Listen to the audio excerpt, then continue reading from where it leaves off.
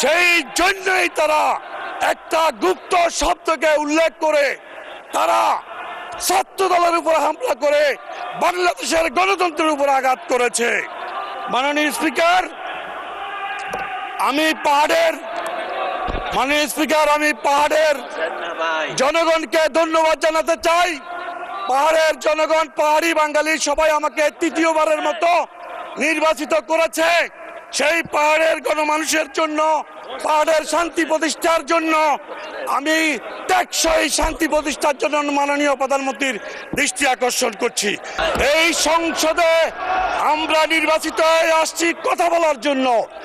বিরোধী দলের ভাইয়েরা আজকে কণ্ঠ চিপে ধরতে চায়, ফ্যাসিস্টের মতো গলা চিপে ধরতে চায়।